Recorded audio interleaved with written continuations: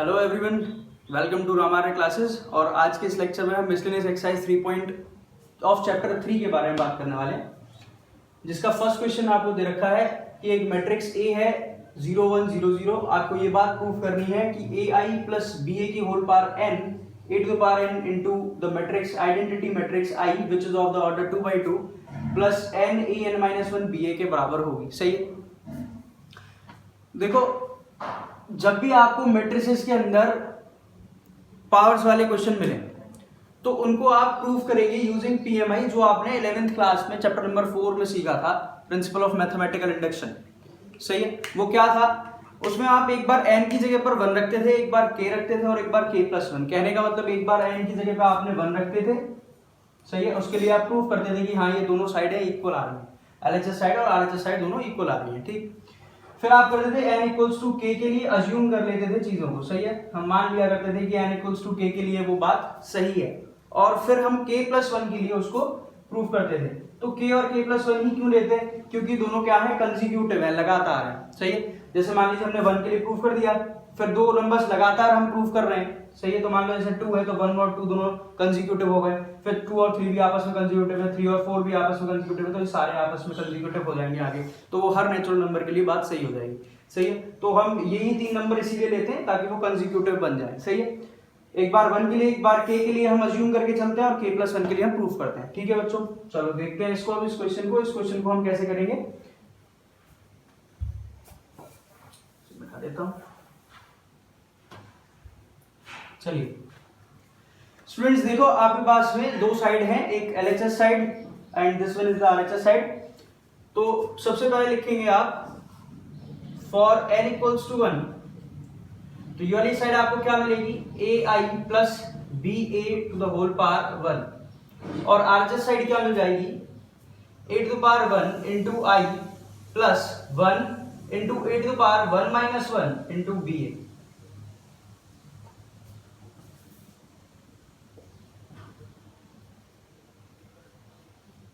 Clear students?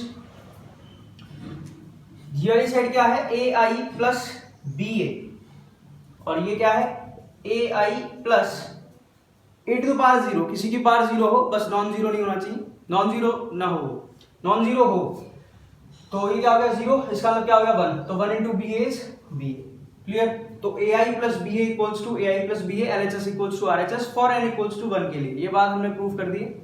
तो हम क्या मान के चलेंगे कि n इक्वल्स टू k के लिए बात सही है। तो for n equals to k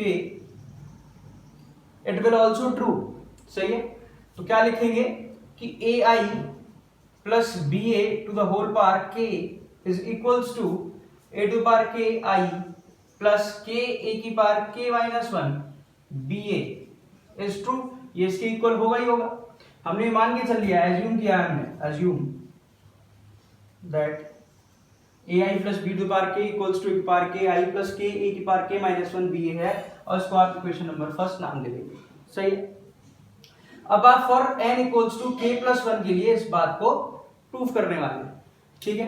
तो अगर k+1 रखेंगे आप तो क्या मिलेगा कि A I plus B A की whole power k+1 is equals to A to the power k+1 I plus k+1 into A to the power k+1 minus 1 into B ए।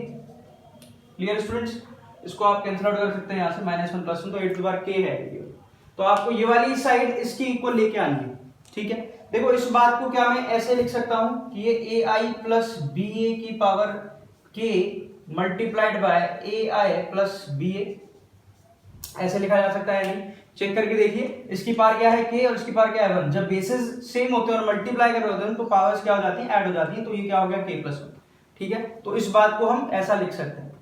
अब इस पूरे पार्ट की value A I plus B A की whole power k का value आप निकाल चुके हैं, क्या था ये, तो इसको मैं यहाँ पर यूज कर सकता हूँ फ्रॉम इक्वेशन फर्स्ट, और इसका मल्टीप्लाई इसके साथ कर सकता हूँ। फिर चेक कर लेंगे मल्टीप्लाई करने के बाद कि इसके इक्वल आ रहा है या नहीं आ रहा है। ठीक है। चलो तो देखो फ्रॉम इक्वेशन फर्स्ट आप इसका वैल्यू ये यूज कर सकते हैं। तो मैं यहां लिख देता हूं, क्या है कि A I plus B A की पावर k का वैल्यू ए की पावर k आई प्लस के ए टू द पावर के माइनस वन बी ए, और इसका मल्टीप्लाई आपको इसके साथ करना है A I plus B A के साथ, A I plus B A. Clear students? ठीक, मल्टीप्लाई कीजिए जरा इसको इसके साथ। जब मैंने मल्टीप्लाई किया तो क्या मिलेगा, ए की पावर के और ए की पावर के प्लस वन, और आई इंटू आई स्क्वायर होता है तो वो तो आई ही रहेगा। चलो एक बार लिख लेते हैं फिर भी एक स्टेप, आई स्क्वायर, वैसे आई स्क्वायर आई ही रहने वाला है। फिर इसको मल्टीप्लाई आप इसके साथ करने वाले हैं तो क्या मिलेगा, चेक करो, ए की पावर के आई बी ए और बी तो कोई भी एक नंबर है, लेकिन आप आई मैट्रिक्स को ए मैट्रिक्स के साथ मल्टीप्लाई करेंगे तो वो ए मैट्रिक्स ही मिल जाती है। ठीक, नेक्स्ट टर्म क्या है, इसका मल्टीप्लाई इसके साथ करना है। अब चेक करो, ये क्या है पावर इधर वन, ये क्या है पावर इसकी ए की पावर के माइनस वन, तो माइनस वन प्लस वन तो कट जाएंगे, क्या बचेगा, के बचेगा। तो के ए की पावर के और बी ए, और साथ में एक आई दी है।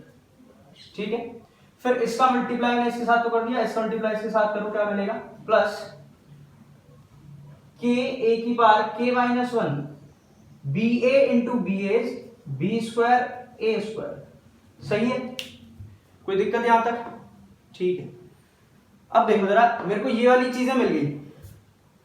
अब थोड़ा सा इसको सिंप्लीफाई करके लिखते हैं, क्योंकि मैं जानता हूं कि आई स्क्वायर का वैल्यू तो आई ही होता है, तो ए के प्लस वन आई प्लस आई का मल्टीप्लाई किसी मैट्रिक्स के साथ करेंगे तो वो वही मैट्रिक्स बन जाने वाली है। तो ए की पावर के बी और एक मैट्रिक्स ए, प्लस आई का मल्टीप्लाई वही सेम मैट्रिक्स के साथ करेंगे तो ए ही बन जाएगा। क्या मिला ये, के ए की पावर के बी ए। सही है, प्लस ये क्या है, के ए की पावर के minus one B square and A square. अच्छा एक बात देखो उधर कि हमें ए मैट्रिक्स तो गिवन थी क्वेश्चन में, तो मैं यहां से ए स्क्वायर निकाल सकता हूं।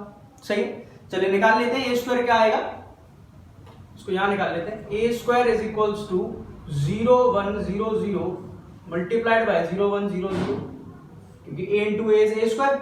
जब आप उसको मल्टीप्लाई करेंगे तो क्या मैट्रिक्स मिलने वाली है, रो और कॉलम मल्टीप्लाई करो, 0 0 0 एंड 0 0 एंड 0। तो ये तो एक जीरो मैट्रिक्स मिल गई, और जीरो मैट्रिक्स का मल्टीप्लाई इस पूरे नंबर से करोगे तो पूरा जीरो हो गया। सही है, तो ये वाला टर्म पूरा क्या होने वाला है, zero, because of the matrix A square is equals to null matrix O. Clear है बच्चों ये बात? तो अगले स्टेप में मैं इस टर्म को नहीं लिखने वाला, केवल इसको लिख रहा हूं। चेक करो क्या है, ए to the power K plus one I plus इन दोनों में से क्या कॉमन आ रहा है, चेक करके देखो, ए की पावर के बी ए की पावर के बी ए, ये कॉमन आ जाएगा, तो ए की पावर के बी ए। यहां क्या बचा, कुछ नहीं, मतलब वन। इधर क्या बचा, के, तो प्लस के। इसको सही सीधा करके लिखो जरा, ए की power K plus one I plus K plus one times of ए की पावर के बी ए। क्या चेक करो, यही आरएचएस साइड थी, यही चाहिए थी क्या आपको, ए की power K plus one I plus K plus one A to the power K and B A. Clear students, this is the RHS side. तो क्या बात प्रूफ हुई यहां से कि हमने वर्ग के लिए प्रूफ की थी ये मैट्रिक्स, के लिए अज्यूम करके चले थे, और के प्लस वन के लिए हमने इसको प्रूफ कर दिया। तो क्या बात प्रूफ हुई कि ये सारे नेचुरल नंबर्स के लिए ये बात सही होगी, यही हमको प्रूफ करना था, यही शो करना था हमको। तो आप क्या लिखेंगे, hence this will also be true for all natural numbers. Clear, note कीजिए स्टूडेंट्स, पहला क्वेश्चन आपका।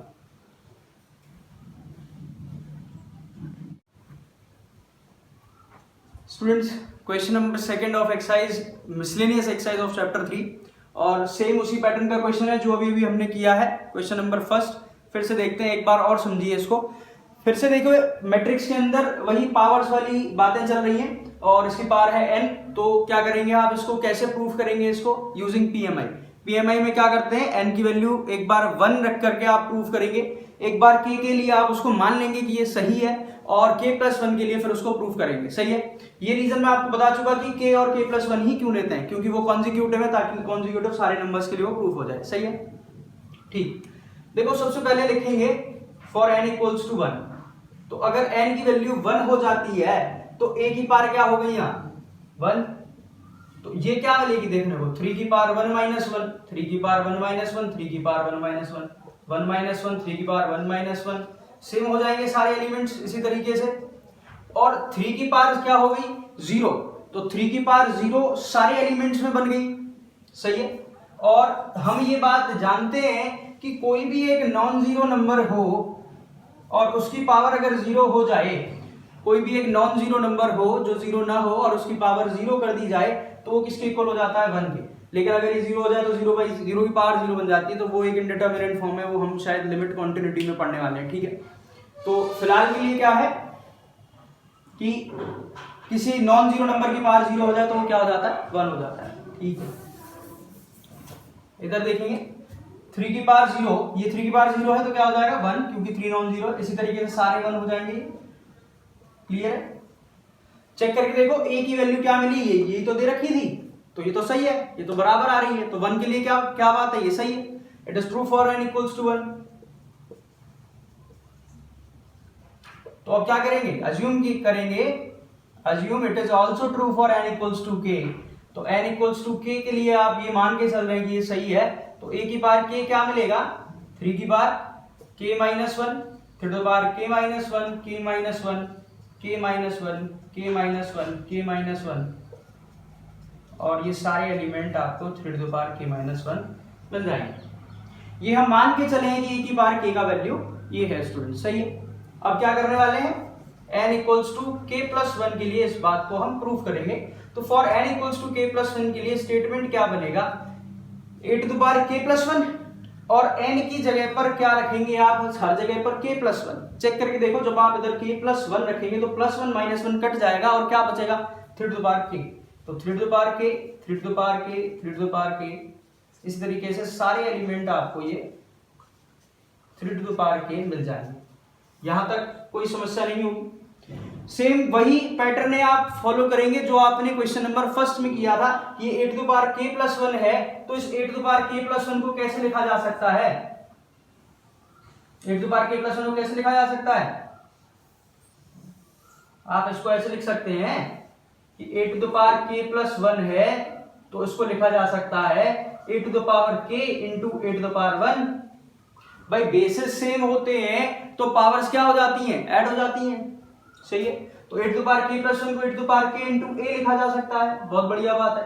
तो a to the power k into a, क्या a to the power k का वैल्यू मेरे पास है, हाँ है ना, ये रहा a to the power k का वैल्यू, तो ये रहा, हम मान के चले थे कि ये सही है। तो a to the power k का वैल्यू रखो जरा इधर, क्या है ये 3 to the power k minus 1, और सारे element 3 to the power k minus 1 है।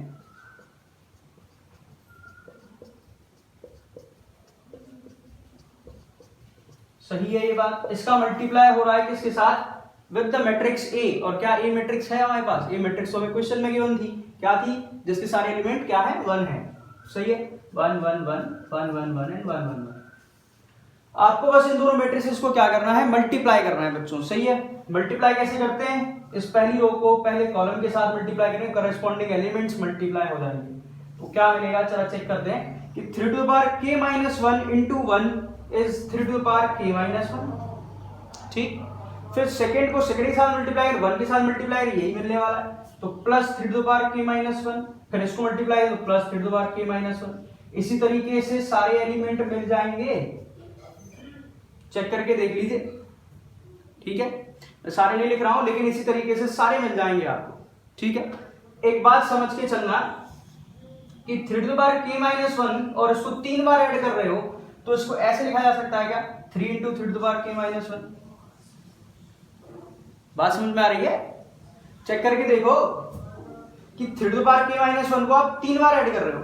अरे 2 को अगर मैं 3 बार ऐड कर रहा हूं, 2 प्लस 2 प्लस 2, तो क्या हो जाएगा वो, कि 2 को 3 बार ऐड कर रहे हैं, 3 इंटू 2 6 हो गया ना।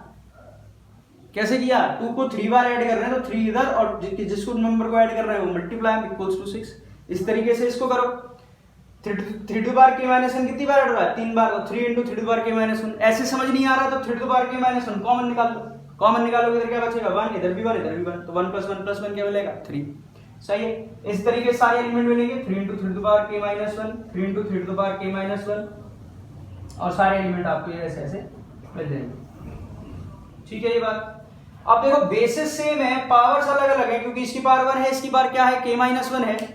पावर्स अलग अलग, बेसिस से मल्टीप्लाई हो रहा है, तो क्या होंगी, पावर्स ऐड हो जाएंगी, और जब ये ऐड होंगी तो 1 and k minus 1 minus 1 plus 1 cut जाएंगे, तो 3 की पावर क्या बचेगी, k, तो 3 टू द पावर k कि इस तरीके से सारे एलिमेंट आपको 3 टू द पावर k देखने को यहाँ मिल जाएंगे। सही है, आपको यही तो प्रूफ करना था कि a k प्लस 1 की वैल्यू ये आएगी और वो यही आ रही है। a k प्लस 1 लेके चले थे, वो ये आ गई RHS साइड। तो क्या बात प्रूफ हुई कि n इक्वल्स टू 1 के लिए हमने प्रूफ किया, k के लिए हम मान के चले कि ये सही है, और k प्लस 1 के लिए हमने क्या कर दिया, उसको प्रूफ कर दिया। तो ये सारे नेचुरल नंबर्स के लिए ये बात सही हो गई। बात समझ में आ रही है स्टूडेंट्स? नोट कीजिए इस क्वेश्चन को, फिर अगला देखते हैं।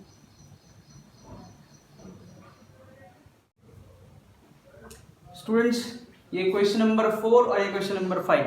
थर्ड क्वेश्चन जस्ट सिमिलर है क्वेश्चन नंबर फर्स्ट और सेकंड की तरह, तो वो मैंने आपको करने के लिए छोड़ रखा है, आप उसको करें। अगर नहीं आए तो डाउट मैं पूछ सकते हैं, आप उसको कमेंट सेक्शन में डाल दीजिएगा कि नहीं हो रहा है, तो फिर मैं उसकी वीडियो भी बना दूंगा। फिर ये क्या है, फोर्थ क्वेश्चन देखो जरा क्या दे रखा है, A and B are symmetric, और आपको ये बात प्रूफ करनी है कि A B minus B A जो है वो स्क्यू सिमेट्रिक है। एक सेम क्वेश्चन मैं आपको ये करवा चुका हूं पहले, लेकिन एक बार फिर से देख लेते हैं। क्या है कि A and B are symmetric है। अगर ए और बी सिमेट्रिक है, ए सिमेट्रिक है तो इसका मतलब क्या है कि ए ट्रांसपोज ए के इक्वल है, और बी भी सिमेट्रिक है, इसका मतलब ये हो गया कि जो बी ट्रांसपोज है वो बी के इक्वल है। तो आपको बताना है कि A B minus B A skew symmetric होगी। ये शो कीजिए, ये प्रूफ कीजिए कि A B minus B A कैसी होगी, एक स्क्यू सिमेट्रिक मैट्रिक्स होगी। सही है, स्क्यू सिमेट्रिक क्या होती है, जब किसी भी मैट्रिक्स का ट्रांसपोज उसके नेगेटिव ऑफ मैट्रिक्स के इक्वल आ जाए तो वो स्क्यू सिमेट्रिक हो जाती है। तो हमें निकालना क्या है यहाँ, इसका ट्रांसपोज। सही है, चलो निकालने की कोशिश करते हैं। ए बी माइनस बी ए का ट्रांसपोज क्या आने वाला है।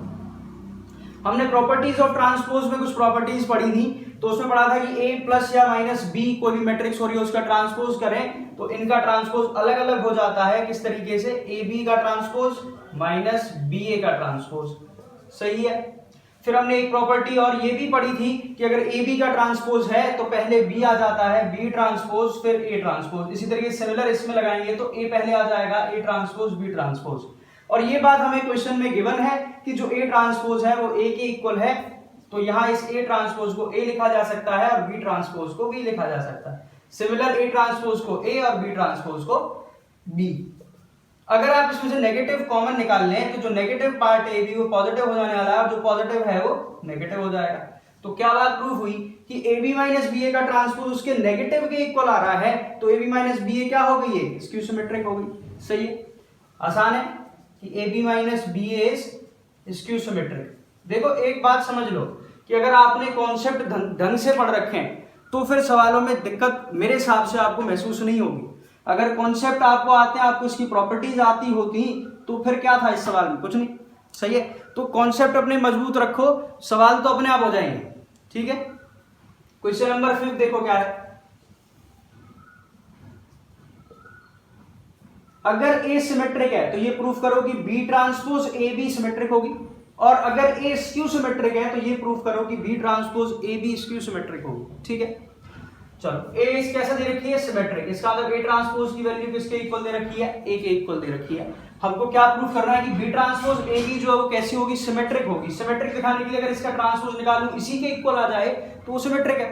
तो हमें निकालना क्या है कि B ट्रांसपोज A B का ट्रांसपोज निकालना है। ठीक है, आप मान लो कि ये मैट्रिक्स एक मैट्रिक्स है और ये एक अलग मैट्रिक्स है। भाई तीन के प्रोडक्ट तो हमने पढ़ा नहीं है, पर हम मान के चल रहे हैं कि ये ए बी एक अलग मैट्रिक्स है और ये बी ट्रांसपोज एक अलग मैट्रिक्स है। तो ये कैसे आएगी, ये आ जाएगी पहले ये वाली मैट्रिक्स ए बी का ट्रांसपोज, फिर इसका ट्रांसपोज तो बी ट्रांसपोज का ट्रांसपोज। प्रॉपर्टीज ऑफ ट्रांसपोज ही लग रही है हर क्वेश्चन में। देखो आगे क्या मिलेगा, ए बी का ट्रांसपोज है तो फिर से आ गया ये बी ट्रांसपोज ए ट्रांसपोज, और ट्रांसपोज का ट्रांसपोज क्या जाता है बी। अब हमें ए ट्रांसपोज की वैल्यू क्या दे रखी है ए, तो बी ट्रांसपोज ए बी मिल गई, तो इसका ट्रांसपोज निकाला यही आ गया, तो क्या हो गई, सिमेट्रिक हो गई। Hence it is symmetric. सही है, अब देखो क्या बात हो रही है, अब बात हो रही है कि ए जो है कैसी है, स्क्यू सिमेट्रिक। स्क्यू सिमेट्रिक है तो क्या हो जाएगा, ए ट्रांसपोज नेगेटिव ऑफ ए के इक्वल हो जाएगा। आपको प्रूफ करना है कि बी ट्रांसपोज ए बी कैसे आएगी, स्क्यू सिमेट्रिक आनी चाहिए, तो इसका भी ट्रांसपोज निकाल लो। तो बी ट्रांसपोज ए बी का ट्रांसपोज निकाल रहा हूं, चेक करो क्या आएगा। आप फिर से इसको एक मैट्रिक्स मान लीजिए, इसको एक अलग मैट्रिक्स मान लीजिए, तो पहले ए बी आ जाएगी, ए बी का ट्रांसपोज बी ट्रांसपोज का होल ट्रांसपोज। अब क्या होगा, ये फिर से आगे बी ट्रांसपोज ए ट्रांसपोज और ट्रांसपोज का ट्रांसपोज बी हो जाता है, ए ट्रांसपोज की वैल्यू क्या है, नेगेटिव ऑफ ए, तो minus B transpose A B. तो एक मैट्रिक्स का ट्रांसपोज उसके नेगेटिव के इक्वल आ जाए तो वो क्या होती है, skew symmetric, hence it is skew symmetric. बात समझ आ गई है, समझ आई है तो नोट कीजिए। अच्छा, वीडियो अच्छी लग रही है तो लाइक भी करते जाओ, क्योंकि थोड़ा सा यार कॉन्फिडेंस मिलता है। नोट करो।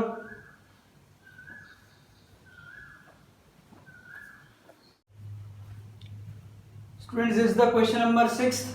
आपको एक मैट्रिक्स ए दे रखी है 0 2 y z x y minus z x minus y z, और A transpose into A equals to I के इक्वल भी दे रखा है। आपसे x y और z का वैल्यू पूछा जा रहा है, सही है। देखो, एक बात मैं आपको पहले बता चुका हूं कि A transpose into A equals to I हो तो ऐसी मैट्रिक्स कैसी होती है, ऑर्थोगोनल मैट्रिक्स इसको बोलते हैं। क्या बोलते हैं, ऑर्थोगोनल मैट्रिक्स। ठीक है, चलो जैसी कंडीशन दे रखी है उस हिसाब से इसकी वैल्यूज इसमें डालते जाते हैं, फिर देखते हैं क्या होता है। ए ट्रांसपोज चाहिए, ए तो दे ही रखी है, ए ट्रांसपोज चाहिए तभी तो मल्टीप्लाई करके इसको इक्वेट कर पाऊंगा। तो पहले ए ट्रांसपोज निकाल लो। तो ए ट्रांसपोज क्या आएगा, जो फर्स्ट रो है उसको फर्स्ट कॉलम में कन्वर्ट करो तो 0 2 y z, फिर सेकंड रो कन्वर्ट करो x y माइनस z, फिर थर्ड को करो x minus y and z। सही है। अब इसका मल्टीप्लाई आपको इसके साथ करना है, तो कर दो। ए ट्रांसपोज इनटू ए को इक्वेट करना है आई के साथ, तो ए ट्रांसपोज क्या निकल के आई, 0x x 2y y minus y z minus z and z multiply by 0 2y z x y minus z x minus y and z। सही है। इक्वल्स टू आई, आई क्या होती है 1 0 0 0 1 0 0 0 1। ठीक है बात। मल्टीप्लाई कैसे करते हैं, फर्स्ट मैट्रिक्स की रो सेकंड मैट्रिक्स का कॉलम, तो मल्टीप्लाई कीजिए 0 into 0 is 0, x into x is x square, x into x is x square. सही है, फर्स्ट एलिमेंट मिल गया। अब इसका मल्टीप्लाई सेकंड के साथ करो, क्या मिलेगा 0 into 2y 0, x into y is xy and x into minus y is minus xy। सही है। फिर इसका थर्ड रो में थर्ड कॉलम में मल्टीप्लाई करो, 0 into z is 0, x into z is minus xz and x into z is plus xz। ठीक। Second row का multiply कीजिए, 2y इंटू 0 0, क्या मिला xy और ये माइनस xy, डायरेक्ट लिख दूं ये 0 आएगा। फिर इसको कॉलम के साथ इसका मल्टीप्लाई करो, 2y into 2y is 4y square, y into y is y square, minus y into minus y is plus y square. सही है। फिर इसको इसके साथ मल्टीप्लाई करो, देखो 2y into z is 2yz minus yz and minus yz is minus 2yz, minus 2yz plus 2yz becomes 0। फिर इसको देखो, z into 0 is 0, minus z into x is minus xz plus xz, 0 आ जाएगा। फिर इसको इसके साथ मल्टीप्लाई करो, क्या मिला 2yz minus yz and minus yz, तो plus 2yz minus 2yz becomes 0। फिर इसको इसके साथ मल्टीप्लाई करो, z into z is z square, minus z into minus z is plus z square and z into z is plus z square. Equals to किसके equal है, identity matrix 1 0 0 0 1 0 and 0 0 1। इसको जब आप इक्वेट कर रहे होंगे तो x square plus x square 2x square किसके इक्वल मिल गया, 1 के, तो 2x स्क्वायर इक्वल्स टू 1। दूसरी चीज क्या मिली, देखो ये xy माइनस xy कट जाएंगे, ये भी कट जाएंगे, तो 0 0 है। फिर 4y square plus y square plus y square 6y square equals to 1, तो एक इक्वेशन यहां से मिली 6y स्क्वायर इक्वल्स टू 1। फिर क्या है 3z square is equals to 1, तो 3z square equals to 1। Solve करेंगे इन्हें, तो x स्क्वायर इक्वल्स टू 1/2, तो x is equals two plus minus 1/√2। इस तरीके से यहाँ क्या मिलेगा, y स्क्वायर इक्वल्स टू 1/6, तो y equals two plus minus √1/6। Same यहाँ पर क्या मिलेगा, z स्क्वायर इक्वल्स टू 1/3, तो z equals two plus minus √1/3। तो यही x y z की वैल्यूज आपको बतानी थी, तो वो मिल चुकी है आपको। आसान था सवाल, बस एक मैट्रिक्स दे रखी थी, ए ट्रांसपोज को मल्टीप्लाई के साथ करके उसको इक्वेट करना था आइडेंटिटी मैट्रिक्स के साथ, और आपको x y और z का वैल्यू मिल जाएगा। ठीक है, आसान क्वेश्चन है, नोट कीजिए।